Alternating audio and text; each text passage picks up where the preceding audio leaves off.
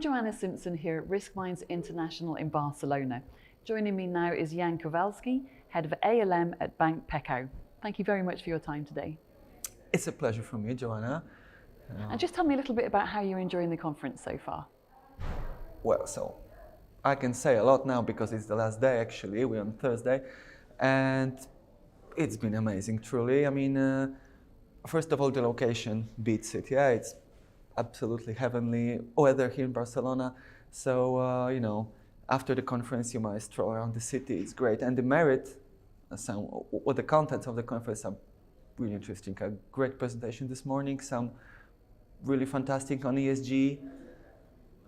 It makes you a bit uneasy, at least personally, for me to what extent we are behind schedule on this, but it's still you feel it gets the point, and so for me a great experience, and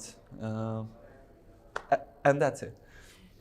And with the current uncertainty, interest rates are rapidly changing, something that zero rate current deposit can be quite sensitive to. And just tell me a bit about your work in this area. Sure.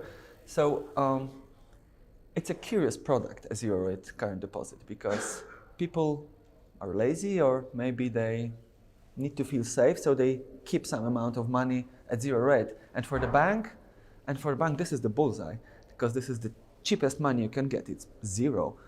But so there's a plus side to it, but there is also the minus side. You cannot really acquire this money or fight for this money if you have term deposits, or you have like issues of bonds.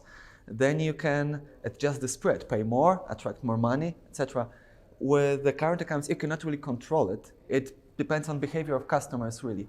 And as it is well known in economics, this behavior is heavily dependent on the level of interest rates. If interest rates go down, people get more lazy because the alternative investment opportunities are poor. So they keep money on current accounts to more extent, okay? And the volumes are rising, but where the rates go up, and this is where we are now, they feel inclined to invest somewhere else, and the volumes can be rapidly decreasing. So what we are doing in this area is we are modeling this phenomenon so as not to be surprised to what extent the volumes may change, and to be able to hedge it, because eventually, if you want your net interest income to be stable, you need to hedge this position. But if you overhedge, having too much current accounts, when they flow out, then you're in trouble. So the trick is to find the sweet spot. So our work is to find the sweet spot in this respect. And what are some of the challenges that you found and lessons learned? So in my talk, I had a picture of Heraclitus of Ephesus, so a Greek philosopher who became famous by saying pantarei, which means actually everything is flowing. And he had this expression: you don't go into the same river twice, because each time you go into a river, swim, take a bath, it's a different river. It flows all the time and it changes all the time. So the challenge is that we used to have a period of high interest rates in the past, but it was 10 years ago, 10 plus, 20 years ago. It depends on the economy, it depends on, let's say, on the jurisdiction, the country, the continent, whatever.